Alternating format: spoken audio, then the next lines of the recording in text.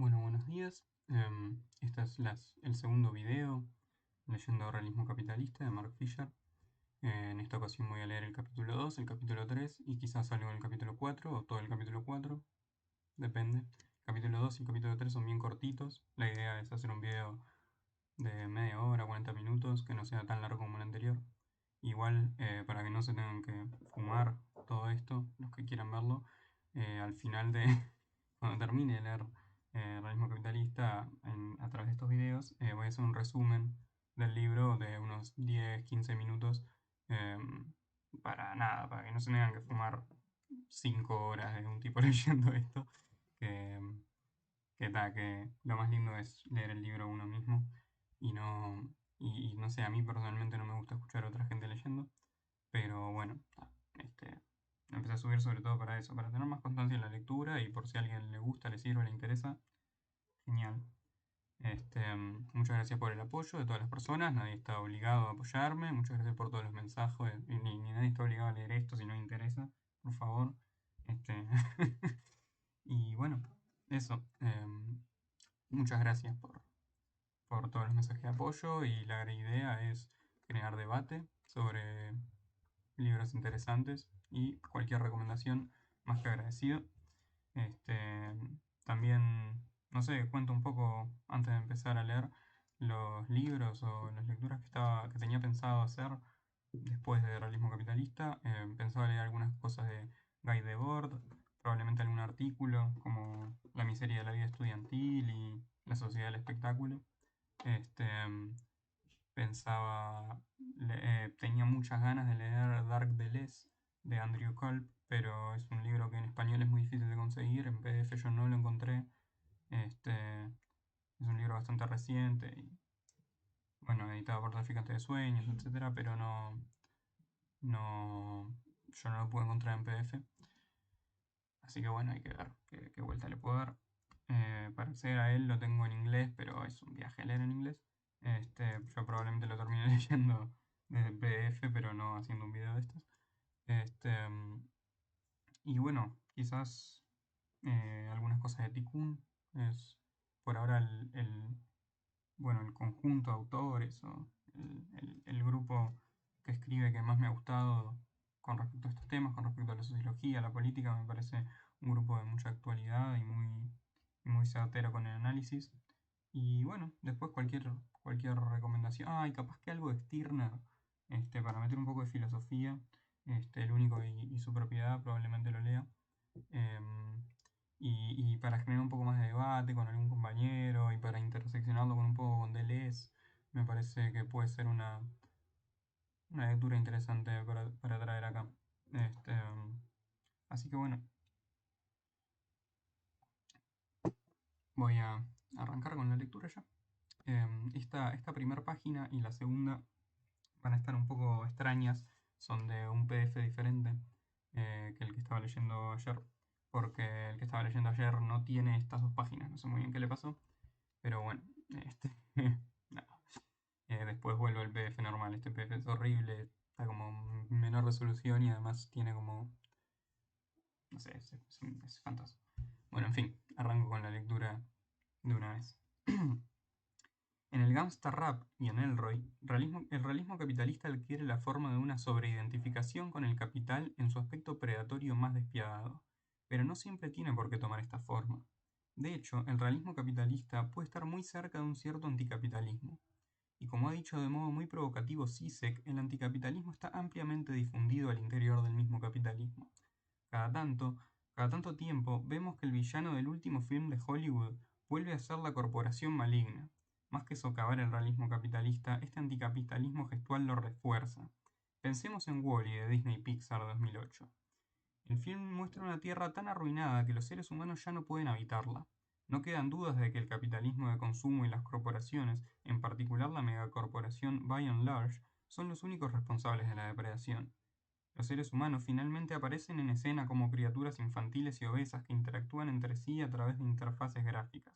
Se mueven en sillas motorizadas. Acá tengo que hacer este cambiazo. Y toman de a sorbos el tiempo de una especie de sopa de origen incierto. Lo que nos encontramos en este film es una visión del control y la comunicación idéntica a la de Jean Baudrillard, en la que el yugo no toma forma de la subordinación a un espectáculo extrínseco, sino a uno que nos invita a interactuar y participar. Bueno, se ve más o menos ahí, pero no puedo hacer mucho más. O sí, puedo hacer mucho más. Ahí está, por lo menos está centrado. En el que el yugo no toma la forma de subordinación a un espectáculo extrínseco, sino a uno que nos invita a interactuar y participar. Parece que el objeto de la sátira es el público del cine, lo que llevó a algunos críticos de derecha a reaccionar y condenar a Disney Pixar, y acá cierro, listo, a Disney Pixar por atacar a su propia audiencia. Esta clase de ironía, más que desafiar, alimenta el realismo capitalista. Un film como Wall-E es ejemplar por lo que Robert Faller ha llamado interpasividad. La película exhibe nuestro anticapitalismo frente a nosotros mismos y nos permite seguir consumiendo con impunidad. La tarea de la ideología capitalista no es convencernos de algo, esa sería tarea de algún tipo de propaganda, sino ocultar el hecho de que las operaciones del capital no dependen de algún tipo de creencia subjetivamente compartida. El estalinismo o el fascismo no pueden concebirse sin la propaganda, pero el capitalismo sí, y perfectamente, incluso la propaganda puede sentarle mal y quizás el realismo capitalista funciona mejor cuando nadie lo defiende. El consejo de Zizek en este punto es invaluable. Si el concepto clásico de ideología, si en el concepto clásico de ideología la ilusión se sitúa en el conocimiento, entonces la sociedad actual ha de parecer como psicodélica. Posideológica, perdón. Sí, yo dije hay algo mal acá. Entonces la sociedad actual ha de parecer como posideológica. La ideología que prevalece es la del cinismo. La gente ya no cree en la verdad ideológica. No toma las preposiciones ideológicas en serio. El nivel fundamental de la ideología, sin embargo, no es el de una ilusión que enmascara el estado real de las cosas, sino el de una fantasía inconsciente que estructura nuestra propia realidad social. Y en este nivel estamos, claro está, lejos de ser una sociedad posideológica. La distancia cínica es solo un camino para cegarnos al poder estructurante de la fantasía ideológica, aun cuando no tomemos las cosas en serio, aun cuando mantengamos una distancia irónica, aún así lo hacemos. La ideología capitalista en general, según Zizek, consiste justamente en la sobrevaloración de la creencia en el sentido de una actitud subjetiva interna, distinta de las creencias que manifestamos en nuestra conducta. Estamos autorizados a seguir participando en el intercambio capitalista siempre que consideremos que el capitalismo es algo muy malo solo en nuestro fuero interno. De acuerdo con Zizek, el capitalismo reposa en esta estructura particular de repudio. Creemos que el dinero no es más que un signo sin sentido ni valor intrínseco, y sin embargo actuamos como si tuviera un valor sagrado. Esta conducta no solo admite el repudio, sino que incluso depende de él. Podemos fetichizar el dinero en nuestras acciones, únicamente porque ya hemos tomado una distancia irónica con respecto a él en nuestras mentes. El anticapitalismo corporativo no importaría si pudiera diferenciárselo de un movimiento anticapitalista auténtico.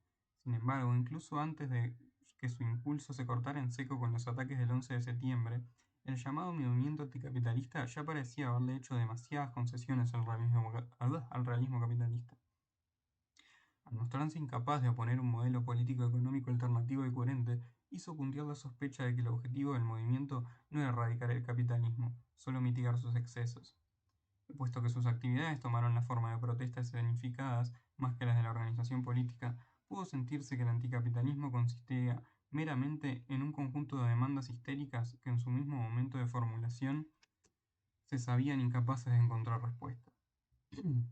En efecto, las protestas anticapitalistas se han convertido en una especie de carnavalesco ruido de fondo para el realismo capitalista, y en verdad comparten demasiados aspectos y con eventos hipercorporativos como Live Aid de 2005 y su exasperante petición de que los políticos legislen la abolición de la pobreza.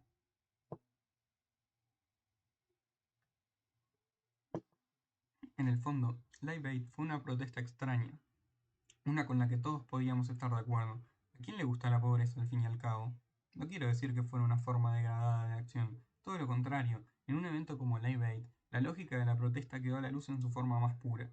El impulso hacia una manifestación en la década del 60 requería la existencia de un padre malévolo, profeta de un principio de realidad que supuestamente niega el derecho a la diversión total de una manera arbitraria y cruel.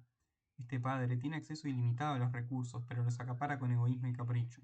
Y sin embargo, no es el capitalismo, sino la protesta en sí misma la que depende de esta figura del padre. Y uno de los éxitos de la élite global es, sin dudas, evitar que se la identifique con la figura del padre avaro, aunque la realidad que imponen a los jóvenes sea sustancialmente más dura que las condiciones contra las que protestaba la juventud en el 60. De hecho, fue la élite global, encarnada en entertainers como Richard Curtis y Bono, la que organizó el evento. Pero buscar posibilidades reales para la acción política implica primero que nada que aceptemos nuestra inserción en el nivel del deseo en la picadora de carne del capitalismo. Lo que queda, sin decir en el rechazo del mal y la ignorancia dentro de un otro fantasmático, es nuestra propia complicidad en las redes planetarias de la opresión. Lo que debemos tener en mente es tanto que el capitalismo es una estructura impersonal hiperabstracta, como que no sería nada sin nuestra cooperación. Por esto, la descripción más gótica del capitalismo es también la más certera. El capital es un parásito abstracto, un gigantesco vampiro, un hacedor de zombies, pero la carne fresca que convierte en trabajo muerto es la nuestra, y los zombies que genera somos nosotros mismos.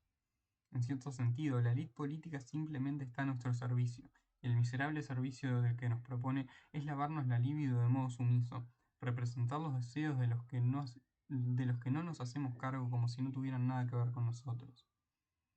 El chantaje ideológico que viene ocurriendo desde los conciertos Live Aid de 1985 insiste en que individuos compasivos y solidarios pueden terminar con la pobreza sin la necesidad de ninguna solución política o reorganización sistémica.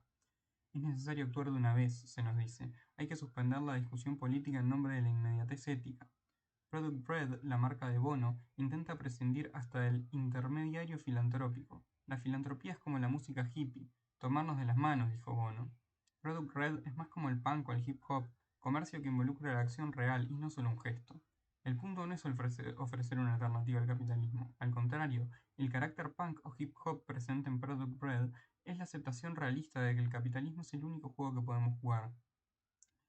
Al buscar que una parte de las ganancias de las ventas de los productos particulares se destinen a buenas causas, Product Red encarna la fantasía de que el consumismo occidental, lejos de estar intrínsecamente implicado en la desigualdad global sistémica, puede más bien contribuir a resolverla. Lo único que tenemos que hacer es comprar los productos correctos.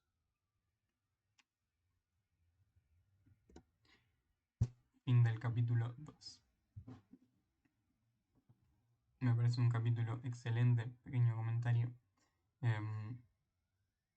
Eso, ¿no? Muestra esta incorporación del sentimiento anticapitalista al propio sistema en forma de consumo.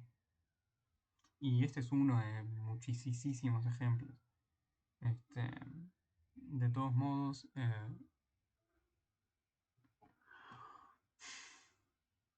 yo creo que pueden haber movimientos sociales que vayan en busca del consumo, ¿no?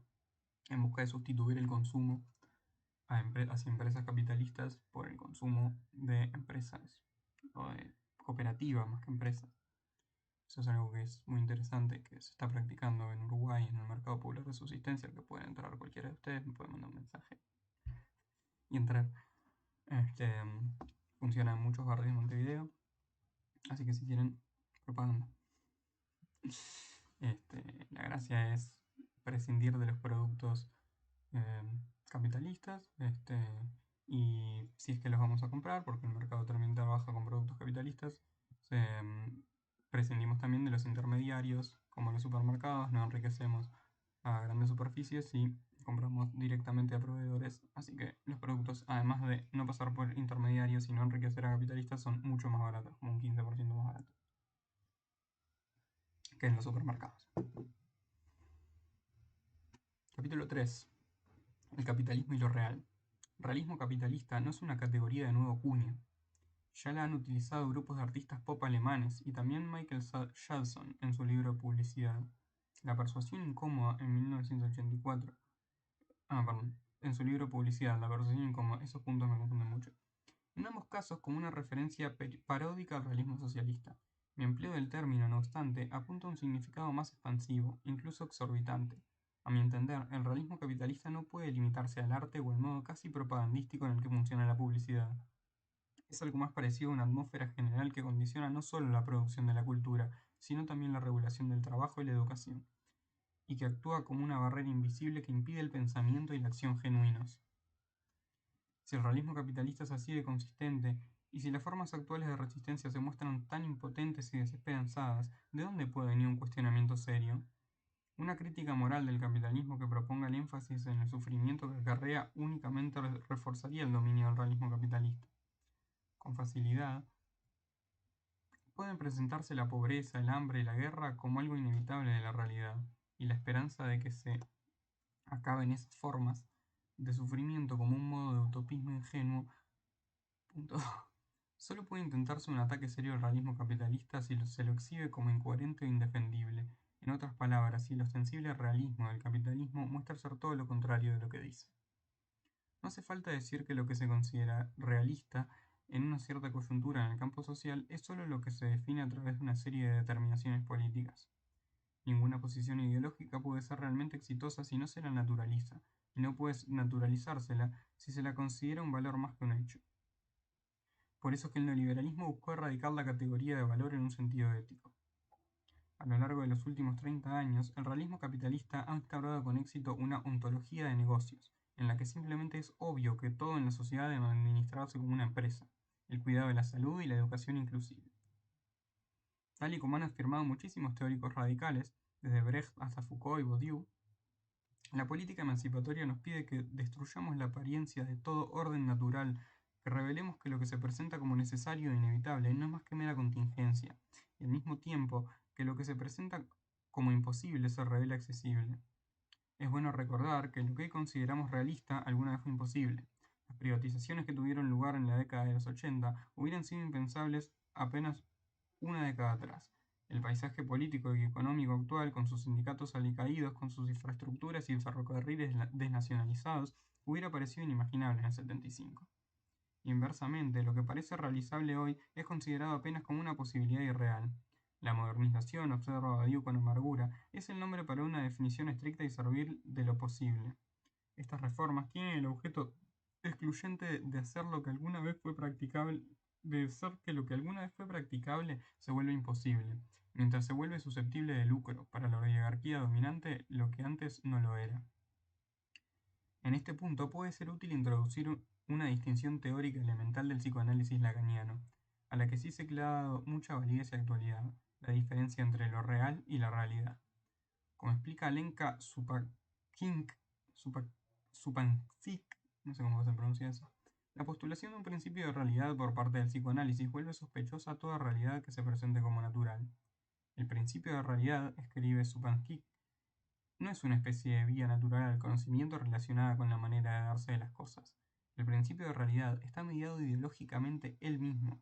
Hasta podría decirse que constituye una forma mayúscula de la ideología, al ser la ideología la que se presenta como puro hecho empírico, o biológico o económico. Como una pura necesidad tendemos a percibir justamente como no ideológica. Y es en ese punto donde deberíamos estar especialmente alertas al funcionamiento de la ideología. Para Lacan, lo real es aquello que toda realidad debe suprimir. De hecho, la realidad se constituye a sí misma gracias a esta represión.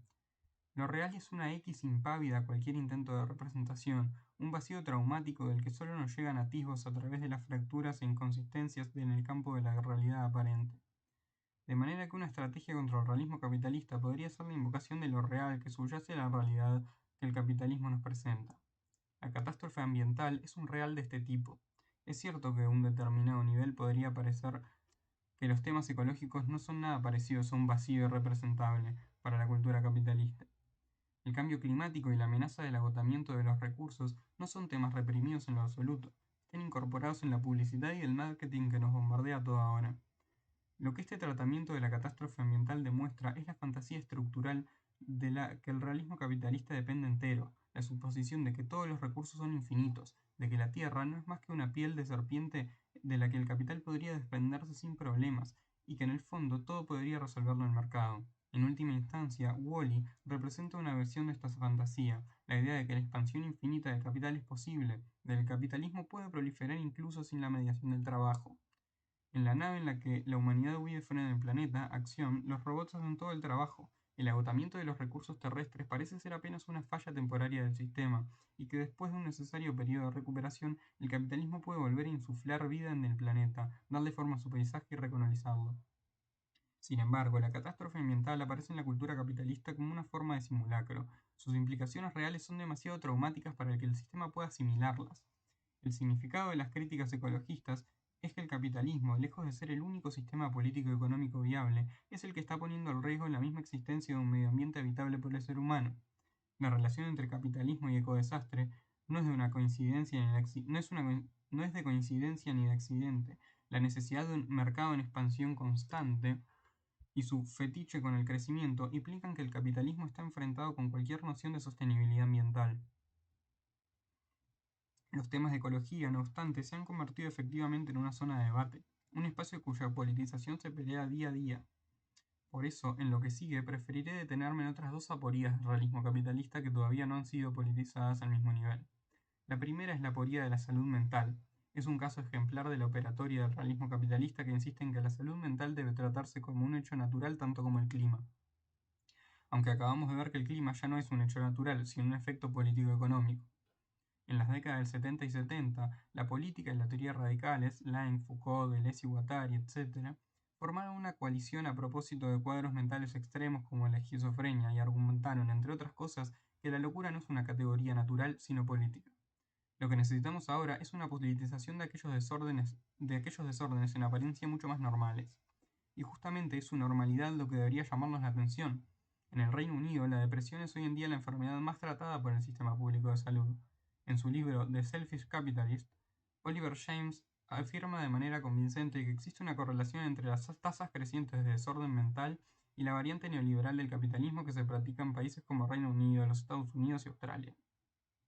En línea con el razonamiento de James, me propongo afirmar que es necesario volver a discutir el problema creciente del estrés y la ansiedad en las sociedades capitalistas de la actualidad.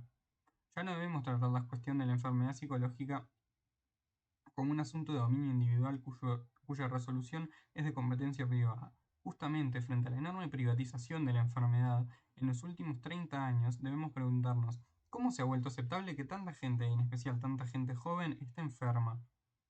La plaga de la enfermedad mental en las sociedades capitalistas sugiere que más que ser el único sistema social que funciona, el capitalismo es inherentemente disfuncional, y que el costo que pagamos para que parezca funcional bien es en efecto alto. Me quiero detener acá un segundo para precisar que la catástrofe ambiental como lo real me parece algo interesante, porque lo real es como esa cosa invisible que acecha a la realidad y que se contrapone a la realidad y que no logramos, que el sistema no logra dignificar, no logra aprender, no logra colonizar.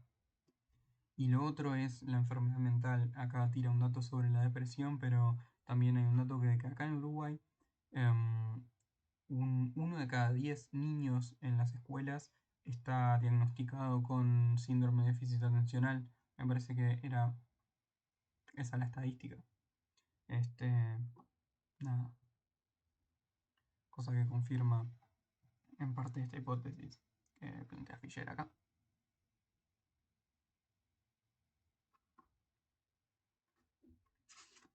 Sigo ahí abajo. La otra aporía que deseo subrayar es la de la burocracia.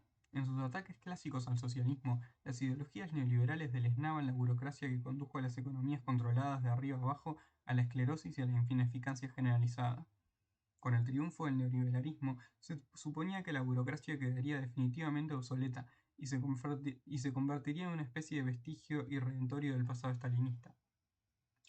Sin embargo, esta pretensión contradice la experiencia de la mayor parte de las personas que trabajan y viven en el capitalismo tardío, y que estarían dispuestas a afirmar con convencimiento que la burocracia sigue siendo muy importante en su cotidianeidad. Es que, en lugar de desaparecer, la burocracia ha cambiado de forma, y esta nueva forma descentralizada le ha permitido proliferar. La persistencia de la burocracia en el capitalismo tardío no significa en sí misma que el capitalismo no funciona. Más bien, lo que sugiere es que la forma efectiva en la que el capitalismo funciona es muy diferente de la imagen que presenta el realismo capitalista. En buena medida, he preferido concentrarme en los problemas de la salud mental y la burocracia, porque los dos tienen un fuerte ascendente sobre un área de la cultura que los imperativos del realismo capitalista han logrado, de modo creciente, dominar: la educación. Durante la mayor parte de la década del 2000, he trabajado como profesor de un terciario del sistema Further Education, FE, y en las siguientes páginas me basaré sobre todo en esa experiencia. En el Reino Unido, los terciarios del sistema FE solían ser lugares en los que los estudiantes, generalmente procedentes de la clase trabajadora, asistían en busca de una alternativa a la educación universitaria convencional, es como la UTU, condicionada por mayores exigencias. Y desde que salieron de la órbita de la autoridad municipal a comienzos de los años 90, este tipo de instituciones comenzó a soportar las presiones tanto del mercado como de las políticas gubernamentales. Estos terciarios han estado en la vanguardia de los cambios que finalmente se extenderían al resto del sistema educativo y del sistema de servicios públicos en general. Fue una especie de laboratorio en el que las reformas neoliberales de la educación se pusieron a prueba, y como tales resultan el mejor lugar para efectuar los análisis del efecto del realismo capitalista. Hoy llevo 25 minutos y voy a leer el cuarto capítulo.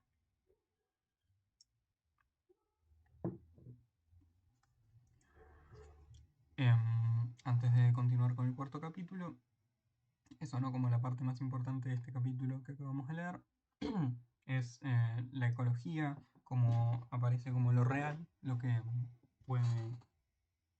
genera problemas, lo que genera una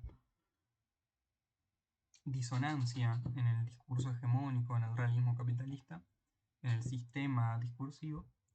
Y Fisher plantea que, bueno, que la ecología y la amenaza de una catástrofe ecológica generada por el sistema es algo que ya se politiza, que es algo que ya está parcialmente politizado y que su politización es una lucha de todos los días, pero que la enfermedad mental y la burocracia son temas que no están politizados. También me parece brillante la parte en la que propone que lo que hoy es realista hace años era inimaginable. Bueno, él habla de las privatizaciones de los 80 en Inglaterra, pero acá sufrimos unas privatizaciones en los 90. Sufrimos tardíamente. Pero bueno, eso. Ahora arrancamos con el cuarto capítulo. Impotencia reflexiva, inmovilización y comunismo liberal, que se va a tratar de la experiencia de Mark Fisher, creo yo, ¿no? Si no recuerdo mal, en el sistema de Further Education, que es como la UTU. Si uno los compara con sus antecesores de las décadas de 60 y 70, los estudiantes británicos de la actualidad parecen políticamente descomprometidos. Mientras que todavía puede verse a los estudiantes franceses protestando en las calles contra el neoliberalismo, los estudiantes británicos, cuya situación es incomparablemente peor, parecen resignados a su destino. Este resultado, evidente según mi hipótesis, no es una cuestión de apatía o cinismo, sino de impotencia reflexiva. Los estudiantes del Reino Unido son conscientes que las cosas andan mal, pero más aún son conscientes de que ellos no pueden hacer nada al respecto. Sin embargo, este conocimiento, esta reflexividad, no es resultado de la observación pasiva de un estado de las cosas previamente existente, es más bien una suerte de profecía autocumplida. La impotencia reflexiva conlleva una visión de las cosas tácita, muy común entre los jóvenes británicos y a la vez correlacionada con las patologías más difundidas. Muchos de los alumnos con los que me tocó trabajar en el terciario presentaban problemas de salud mental o de aprendizaje. La depresión es en ellos endémica. Y es, tal como lo hemos dicho, la enfermedad más recurrente en el sistema público de salud, que castiga además a franjas de la población cada vez más jóvenes. El número de los estudiantes que padecen alguna variante de dislexia también es sorprendente. No es una exageración afirmar que ser adolescente británico en la actual etapa del capitalismo tardío casi podría ser sinónimo de esa enfermedad. Esta patologización en sí misma ya excluye toda posibilidad de politización. Al privatizar los problemas de salud mental y tratarlos como si los causaran los desbarajustes químicos en la neurología del individuo o los conflictos de su contexto familiar, queda fuera de su discusión cualquier esbozo sistémico de fundamentación social. Este capítulo va a ser muy inglés y muy analizando la condición de los estudiantes en Inglaterra, pero todos los que lo estemos leyendo capaz que podemos hacer ese esfuerzo de pensarlo en el Uruguay actual y no engañarnos con que existen gremios de estudiantes o la FEU que no representan la mayoría del estudiantado en pedo. Y además, bueno, qué políticas se terminan llevando a cabo la mayoría de los gremios y la mayoría de la FEU, ¿no? Este, no digo que no exista, ¿no? El libro no está diciendo que no existan estudiantes politizados, sino que analiza la condición de la mayoría. Porque como profesor en un aula, con suerte ves a uno o dos estudiantes politizados, no a la mitad. Muchos de los jóvenes a los que he enseñado se encontraban en lo que llamaría un estado de hedonia depresiva. Usualmente la depresión se caracteriza por la anedonia, mientras que el cuadro al que me refiero no se constituye tanto por la incapacidad para sentir placer como por la incapacidad para hacer cualquier cosa que no sea buscar placer. Queda la sensación de que efectivamente algo más hace falta, pero no se piensa que este disfrute misterioso y faltante solo podría encontrarse más allá del principio de placer. En buena medida, este fenómeno es consecuente con la ambigua posición estructural de los estudiantes, que se divide entre su antiguo rol como sujetos de las instituciones disciplinarias y su nuevo estatus como consumidores de servicios. En uno de sus ensayos más cruciales, Post-scriptum sobre las sociedades de control, Deleuze distingue entre las sociedades disciplinarias organizadas alrededor de espacios estancos que había descrito Foucault, como la fábrica, la escuela y la prisión, y las nuevas sociedades de control, en las que todas las instituciones se incrustan en una especie de corporación dispersa. Me parece particularmente interesante también eh, ese, ese punto muerto, ese pasaje o esa doble condición de estar sujetos a las instituciones disciplinarias y a la disciplina institucional y también en convertirse en consumidores, que es algo que se dedica a analizar Guy Debord. Acá se menciona muchas veces el espectáculo y Jean Baudrillard. Ese es un punto intermedio entre Mark Fisher, creo yo, la posición entre el espectáculo de Guy Debord y el simulacro y la simulación de Baudrillard, que es un poco más conservadora y mucho más absolutista, de la que prácticamente no se puede escapar. Este es como un punto medio que en vez de llevarlo al radicalismo político desde el que lo presentó Guy Debord, este, lo lleva como una institucionalización política, una izquierda como liberadora de toda la sociedad, con no sé, una cosa muy extraña. Pero bueno. Sigo. Deleuze está en lo cierto al afirmar que Kafka es el profeta del poder cibernético distribuido, típico de las sociedades de control. En el juicio, Kafka distingue de forma clarificadora entre los dos tipos de absolución que podría alcanzar el acusado. La absolución definitiva ya no es posible si es que alguna vez lo fue. Solo existen relatos legendarios sobre antiguos casos que resultaron en una absolución. Las dos opciones que quedan son en primer lugar la absolución ostensible, en la que el acusado está absuelto para todo fin práctico, pero puede en el futuro y aparentemente sin causa afrontar los cargos que se le han levantado. Segundo, la postergación indefinida, en la que el acusado se consagra un proceso legal con la esperanza de estirarlo lo más posible para que la elevación del caso a juicio se vuelva cada vez más improbable. Deleuze observa que las sociedades de control delineadas por el mismo Kafka, pero también por Foucault y por Burroughs, operan sobre la base de la postergación indefinida. Por ejemplo, la educación es un proceso de toda la vida. La capacitación... Perdón, pasé de página cuando no tenía que pasar de página. Acá. La educación es un proceso de toda la vida. La capacitación para el trabajo abarca toda la vida laboral. El trabajo se sigue en casa. Se trabaja desde la casa o se está como en casa en el lugar de trabajo, etc. Una consecuencia de este ejercicio indefinido del poder es que la vigilancia externa ya no es tan necesaria. En gran medida sustituye la vigilancia interna. El control solo funciona si uno es cómplice con él. De ahí viene esa figura de Burroughs, el adicto al control, aquel que necesita fanáticamente controlar, pero que también es víctima él mismo del control que lo domina y lo posee. Al entrar en cualquiera de las aulas del terciario en el que daba clases, resulta evidente que se trata de un contexto postdisciplinario. En enumeraciones muy urticantes, Foucault se refería a la forma en la que la disciplina se encarnaba a través de posiciones corporales muy duras. En nuestro terciario, en cambio, podrías encontrarte con que los alumnos duermen sobre el escritorio, hablan casi sin parar, comen incesariamente snacks o a veces incluso comidas enteras. La vieja segmentación disciplinaria del tiempo se está rompiendo. El régimen semicarcelario de la disciplina se erosiona, gracias a las tecnologías del control con sus sistemas de consumo perpetuo y el despliegue continuo. El sistema financiero del instituto hace imposible rechazar alumnos o expulsarlos, inclusive si la dirección lo deseara.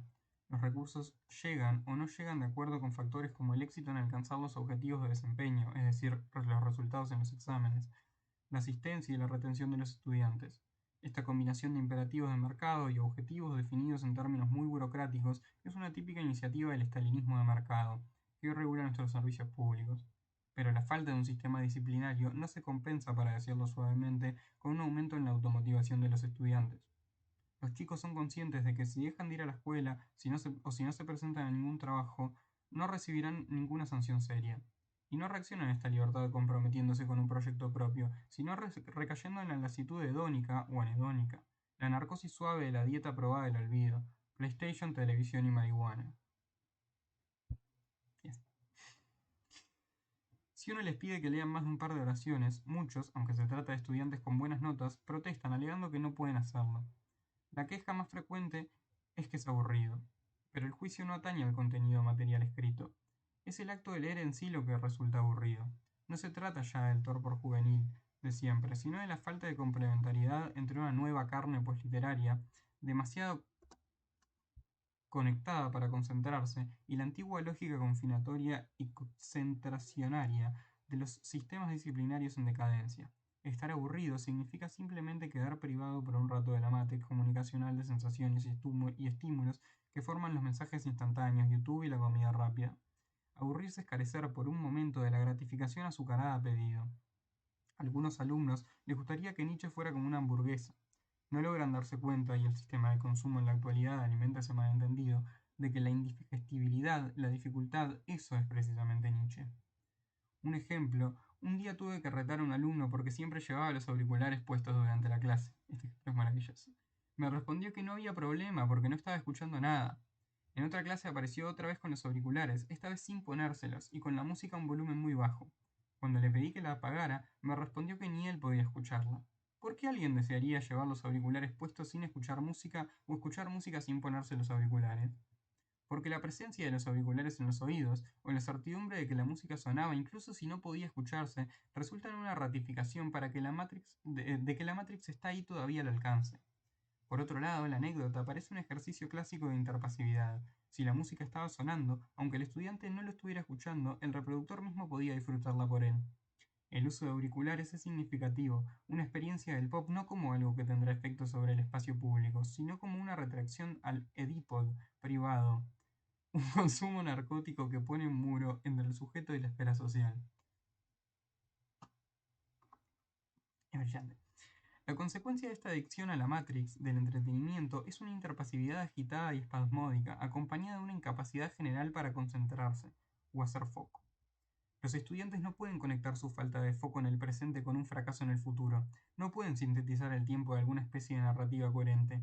Estos son síntomas de algo más que desmotivación, y nos recuerdan pavorosamente al análisis que hace Jameson en el posmodernismo en la sociedad de consumo. Jameson observa que la teoría de la esquizofrenia de Lacan ofrece un modelo estético interesante para intentar defender la fragmentación de la subjetividad con vistas a la emergencia del complejo industrial de entretenimiento. Con la destrucción de la cadena significante, dice Jameson sumariamente, el esquizofrénico lacaniano, no tenía que pasar página, queda reducido a la experiencia del puro significante material, en otras palabras, a una serie de presentes puros en el tiempo, desconectados entre sí. Jameson escribía a mediados de la década del 80, en la que nacieron muchos de los estudiantes de mis clases. Nos enfrentamos en las aulas con una generación que se acuñó en esa cultura rápida, ahistórica y antimnemótica. Una generación para la cual el tiempo siempre vino cortado en microrodajas digitales predigeridas. Si el trabajador preso es el protagonista de la disciplina, el deudor adicto es el personaje del control. El capital ciberespacial funciona en el momento en que sus usuarios se vuelven adictos. Capital ciberespacial. William Gibson lo reconoce en Neuromante, cuando Case y el resto de los cowboys del ciberespacio se desconectan de la Matrix y sienten insectos bajo la piel. La ficción de Case con las anfetaminas no es más que un sustituto de su adicción a una velocidad mucho más abstracta. Si algo como el desorden de déficit de atención o hiperactividad es una patología, entonces es una patología del capitalismo tardío. una consecuencia de estar conectado a circuitos de entretenimiento y control hipermediados por la cultura del consumo. Del mismo modo, se lo conoce como dislexia. Lo que se conoce como dislexia no puede ser otra cosa que una suerte de poslexia. Los adolescentes tienen la capacidad de procesar los datos cargados de imágenes del capital sin ninguna necesidad de leer. Memes. El simple reconocimiento de eslóganes es suficiente para navegar el plano informativo de la red, el celular y la televisión. La escritura nunca fue algo propio del capitalismo. El capitalismo, de hecho, es intrínsecamente iletrado, afirmaron Deleuze y Guattari en el Antiedipo. El lenguaje electrónico no funciona a través de la voz o la escritura. Los datos se procesan perfectamente en ausencia de ambas. De ahí que tantos empresarios exitosos sean en efecto disléxicos, aunque no sepamos si su eficacia posléxica es la consecuencia o la causa de su triunfo. Hoy en día los profesores soportan una presión intolerable, la de mediar entre la subjetividad posliteraria del capitalismo tardío y las demandas propias del régimen disciplinario, como los exámenes. En ese sentido, y lejos de ser una torre de marfil que se mantiene a salvo del mundo real, la educación es más bien el motor de la reproducción de la realidad social, el espacio donde las incoherencias del campo social capitalista se confrontan en directo. Los profesores debemos ser facilitadores del entretenimiento y al mismo tiempo disciplinadores autoritarios. Deseamos ayudar a los alumnos a pasar los exámenes, y ellos desean tenernos como figuras de autoridad, capaces de decirles qué hacer. Pero esta interpelación del profesor como figura de autoridad es justamente lo que exacerba el problema del aburrimiento. ¿O existe algo cuya raíz está en la autoridad que no sea de entrada aburrido? Irónicamente, a los educadores se les exige el rol del disciplinador justo, cuando las estructuras disciplinarias colapsan. Irónicamente, a los educadores se les exige el rol del disciplinador justo cuando las estructuras disciplinarias colapsan. Con las familias agotadas por la presión del capitalismo que les exige a ambos padres trabajar todo lo que pueden, los profesores debemos actuar ahora como padres sustitutos, capaces de instalar los protocolos de conducta más básicos y proveer apoyo pastoral y emocional a los adolescentes que, en algunos casos, están mínimamente socializados. Insisto en el hecho de que ninguno de mis estudiantes tenía la menor obligación de presentarse a clase. De hecho, disponían de toda la libertad de irse si lo deseaban. Pero la falta de oportunidades de empleo junto con el incentivo cínico procedente del gobierno hace que seguir en la escuela parezca la opción más segura y también la más fácil. Deleuze dice que las sociedades de control se basan en la deuda más que en el encierro. Sin embargo, el sistema educativo de la actualidad hace que el estudiante se endeude y en simultáneo lo encierra. Según esta melodía, uno debe pagar por su propia explotación, endeudarse y estudiar para poder conseguir el mismo empleo que habría conseguido si hubiera dejado a la escuela a los 16. De acuerdo con Jameson, de repente el colapso de la temporalidad libera el presente de todo el tendido de actividades e intencionalidades que podían ponerlo en foco en convertirlo en un espacio de trabajo. Al mismo tiempo hay que decir que la nostalgia por el contexto en el que operaban las prácticas del viejo tipo es completamente inútil. Esta es la razón por la cual los estudiantes franceses y sus protestas no constituyen en el fondo una alternativa a la impotencia reflexiva de sus padres británicos. Que una publicación liberal como The Economist desprecie toda forma de oposición al capitalismo no sorprende, pero su postura burlona frente a la llamada inmovilización francesa tenía algo de verdad. En realidad, los estudiantes que protagonizaron las últimas protestas parecían convencidos de estar actualizando los reclamos que sus padres le hicieron a Charles de Gaulle en mayo del 68, decía su artículo de tapa del 30 de marzo de 2006. Les habían robado hasta los eslóganes, debajo del asfalto la arena de playa, y los símbolos como la Sorbona. En este sentido, la revuelta parece no ser más que la secuela natural de los desmanes que ocurrieron en los suburbios de París en 2005 y que llevaron al gobierno a declarar estado de emergencia. En este momento eran los jóvenes desempleados, extranjeros de clases bajas, los que se rebelaban contra un sistema efectivamente capaz de excluirlos. En cambio, lo más llamativo de las últimas propuestas es que esta vez las fuerzas rebeldes están del lado del conservadurismo. A diferencia de sus coetáneos en la banlieue, los estudiantes y los sindicatos que los acompañan solamente quieren evitar el cambio y mantener el estado de cosas presente en Francia. La práctica de muchos de estos inmovilizadores es justamente contraria a la de otro grupo de los que se cuentan herederos del Mayo 78, aquellos llamados comunistas liberales, como George Soros y Bill Gates. Rapaces predadores del beneficio económico que al mismo tiempo pueden levantar las banderas de la ecología y la responsabilidad social. Junto con estas preocupaciones sociales, los comunistas liberales creen que la estructura de trabajo debe postmodernizarse, en la línea con el que el concepto de ser astuto, being smart, en la línea con el concepto de ser astuto, being smart.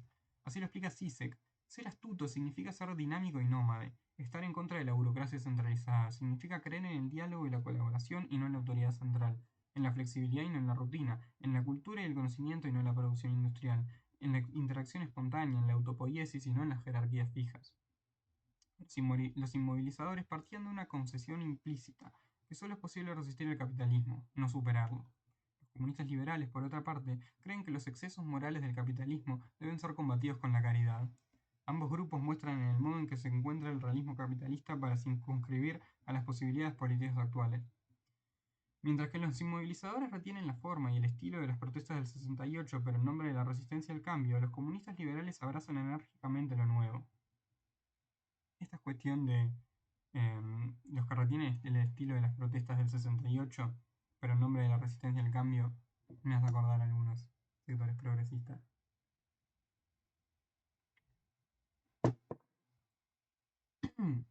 Sí sé que está en lo cierto al afirmar que el comunismo liberal no es otra cosa que la forma dominante de la ideología capitalista hoy en día. Más que constituir una especie de correctivo progresista a la ideología capitalista oficial, la flexibilidad, el nomadismo y la espontaneidad son los rasgos salientes de la gerencia posfordista típica de la sociedad de control. Y el problema es que toda oposición a la flexibilidad y descentralización corre el riesgo de autoboicotearse, puesto que un llamado a la rigidez y la centralización no sería muy contagioso, que digamos. En cualquier caso, la resistencia a lo nuevo no es una causa en la que la izquierda debería inmiscuirse actualmente. El capitalismo fue muy astuto en su empeño por destruir el sindicalismo. Sin embargo, no ha habido en la izquierda reflexión suficiente respecto a las tácticas que podrían funcionar contra el capital en las condiciones propias del posfordismo. Ni sabemos qué lenguaje nuevo podría improvisarse para lidiar con tales condiciones. Por un lado, es importante debatir la apropiación de lo nuevo efectuada por el capitalismo. Por otro lado, el llamado a lo nuevo no puede confundirse con una mera adaptación a las condiciones existentes. Ya nos hemos adaptado demasiado. De hecho, la búsqueda de la adaptación exitosa es la principal estrategia del gerencialismo. Me quedé sin agua. La asociación persistente entre el neoliberalismo y la idea de restauración, una vinculación conceptual que promovieron Badiou y David Harvey, es un correctivo necesario para la asociación falsa del capital y la novedad. Para Badiou y Harvey, la política neoliberal no tiene que ver con lo nuevo, sino con un retorno al poder y los privilegios de clase. En Francia, según Badiou, la idea de restauración hace referencia al periodo en que volvieron los reyes, después de la Revolución y Napoleón desde 1815. Actualmente atravesamos un momento semejante. El capitalismo liberal y su sistema político, el parlamentarismo, nos parecen las únicas soluciones naturales y aceptables. A la vez, Harvey defiende la neoliberalización como un proyecto político para restablecer las condiciones de acumulación del capital y restaurar el poder a las élites económicas. Harvey demuestra que, en una era popularmente sindicalizada, política, la lucha de clases se sigue peleando, aunque de un lado solo, del lado de los ricos. Tras la implementación de las políticas neoliberales a finales de la década del 70, escribe, el porcentaje de la renta nacional en manos del 1% más rico de la sociedad ascendió hasta alcanzar a fines del siglo pasado el 15%. El 0,1% de los perceptores de las rentas más altas de este país vio crecer su participación en la renta nacional del 2% a cerca del 6% en 1999, mientras que la proporción entre la redistribución media de los trabajadores y los sueldos percibidos por los altos directivos pasó de mantener una proporción aproximada de 30:1 en 1970 a alcanzar una proporción de 500:1 en 2000.